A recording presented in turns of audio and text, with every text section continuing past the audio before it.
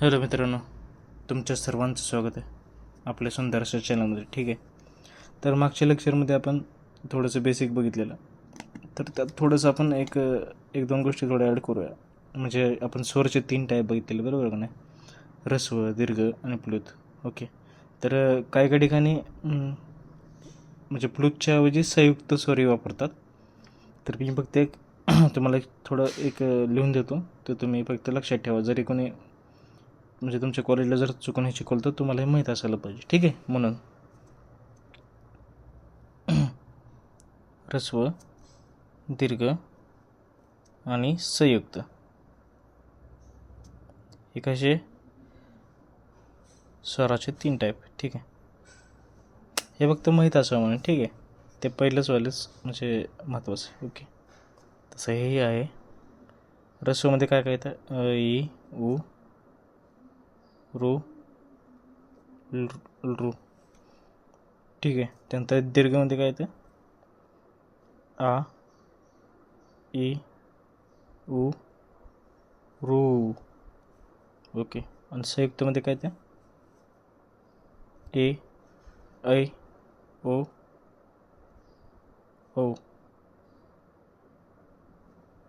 Okay, म्हणजे हे संयुक्त. ठीक आहे, ह्या जागी आपण प्लुत घेतलेलं. ओके, ठीक आहे. तर आता आपण थोडंसं पुढं जाऊया. आता हे समजा आता उदाहरण दिलं, म्हणजे संयुक्त म्हणजे कसं, समजा ही ए जे आहे का नाही, तो बनला आहे अधिक अ प्लस सी पासून ए. ठीक आहे, असं बनलं.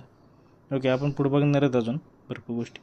ठीक आहे, तर आता आपण बघूया आता व्यंजनावर घेऊया.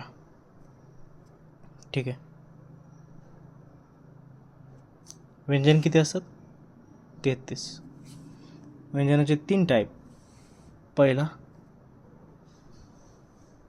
स्पर्श, दुसरा अंतस्थ आणि तिसरा कुठला?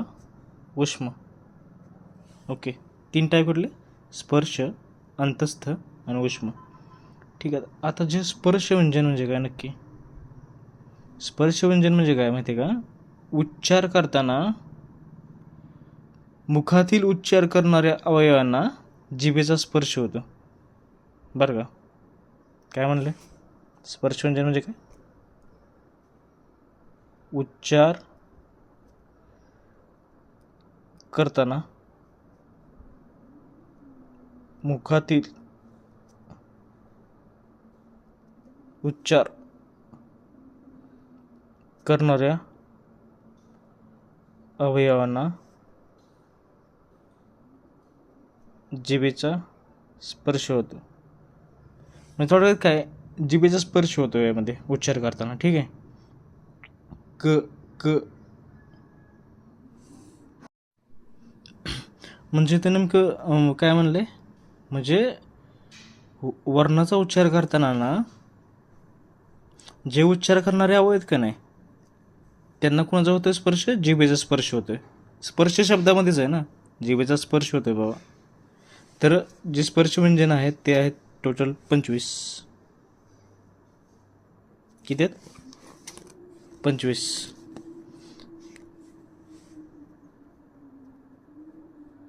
क ते म पर्यंत. ओके, असे वर्ग आहेत. म्हणजे क वर्ग, क मध्ये किती? 5 वर्ण असणार. असे 5 5 25 क ते म पर्यंत. ठीक आहे, पहिला वर्ग आहे क वर्ग. त्यामध्ये काय काय असणार? हे सगळं असं पाय मोडलेलं दाखवायचे. ठीक आहे, क ख ग घ ग. ठीक आहे, ओके, सगळ्याचे पाय मोडा. त्यानंतर च वर्ग, च छ ज झ य, ह्याला म्हणतात य. पाय मोडायचा. त्यानंतर ट वर्ग, ट ठ ड ढ न. ठीक आहे, पाय मोडायचे सगळ्याचे. त्यानंतर त वर्ग, त थ द ध न पाय मोडायचे सगळेच, ठीक आहे. म्हणजेच काय हलंत काढायचे. त्यानंतर प वर्गलाचा प फ ब भ म, ठीक आहे. म्हणजे बघा क ते म. ओके, हे काय झाले स्पर्शव्यंजन, जिभेचा स्पर्श होतो याला. आता अंत्यस्थ म्हणजे काय बाबा, आणि हे तुम्हाला सांगतो हे होय पाय पाय मोडलेले पाहिजे सगळ्याचे, ठीक आहे. तर जर राहिलं असेल तर तुम्ही म्हणजे हे करून घ्या आणि ह्याची प्रॅक्टिस घरी करा, ठीक आहे. समजा ज्याला काय येत नाही त्याने तर असं लिहून काढा, ठीक आहे. त्यानंतर अंत्यस्थ म्हणजे काय, ज्या व्यंजनाचा उच्चार करताना जिभेचा जे उच्चार करणारे अवयव का नाही त्यांना पूर्ण स्पर्श होत नाही. काय म्हणले, ज्या व्यंजनाचा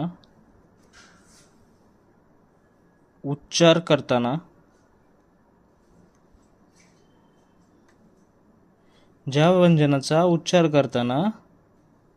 जिभेचा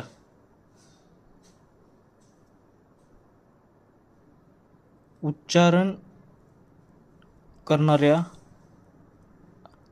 अवयवांशी पूर्ण स्पर्श होत नाही त्यांना म्हणतात अंत्यस्थ, ठीक आहे. हे किती आहेत, तर हे आहेत 4. तर ही 4 कोणकोणती, य र ल व, ठीक आहे. हे पाय मला दाखव, हे र ल व अशी 4 अंत्यस्थ व्यंजन आहेत. थोड्यात काय तर जिभेचा असा पूर्ण स्पर्श होत नाही. जे आपले अवयव उच्चार करतात ना, समजा ही शब्द ही शब्द बोलतोय मी, तर जिभेच्या त्या जी य शब्द वगैरे उच्चार करतात ना त्याशी पूर्ण स्पर्श होत नाही, ठीक आहे. ओके, तर आता आपण पुढे जाऊया. आता उष्मव्यंजन म्हणजे काय बाबा, ज्या व्यंजनाच्या उच्चाराच्या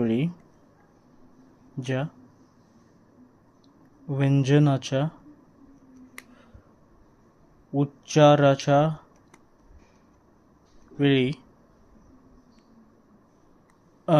हवा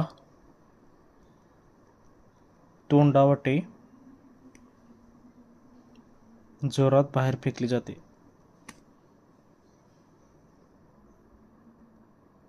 अनेक प्रकारचं असं घर्षण जाणवतं, ठीक आहे. काहीसे घर्षण जाणवते, ठीक आहे. तर आता हे असे किती वर्ण आहेत, 3 आहेत. एक म्हणजे श श आणि तिसरं कुठलं स,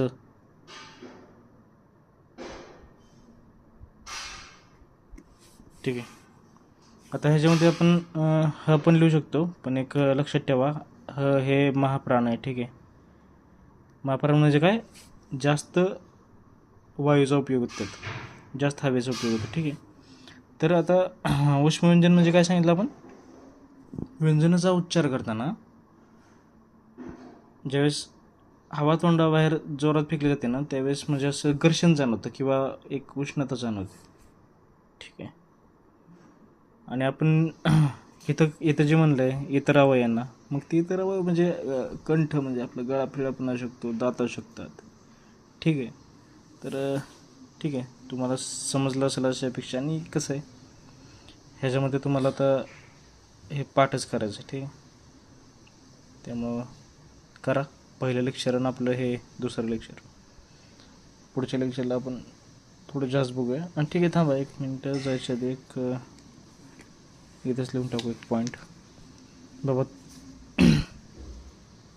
म्हणजे हा महत्त्वाचा आहे. कधी ते व्हायवाला वगैरे पण विचारतात, हे त्रिमुनी कोण आहेत, ठीक आहे. आता त्रिमुनी म्हणजे काय बाबा, जसं आपलं संस्कृतचं व्याकरण आहे का नाही, संस्कृतच्या व्याकरणामध्ये ज्यांना महत्त्वाचं स्थान आहे ना, किंवा ह्याच्यामध्ये त्यांनी सगळ्यात जास्त योगदान दिलं आहे, त्यांचं नॉलेज भरपूर आहे, त्यांना त्रिमुनी म्हणतात. आणि हे 3 मुनी कोण? हे महत्त्वाचं बरं का, हे पाठ पाहिजे, हे पाठच पाहिजे. पहिले म्हणजे त्रिमुनी कोण? पाणिनी म्हणजेच सूत्रकार, ठीक आहे. हे मोस्ट आहे MP, ठीक आहे, म्हणजे व्हायवाला वगैरे. तर दुसरं आहे कात्यायन, म्हणजेच काय? वार्तिककार.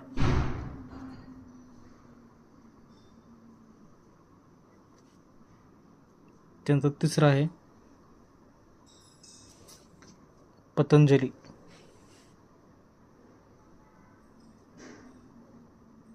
की पतंजली महाभाष्यकार. MCQ किंवा व्हायवाला, हे मोस्ट MP, ठीक आहे. तर ठीक आहे, आज आपण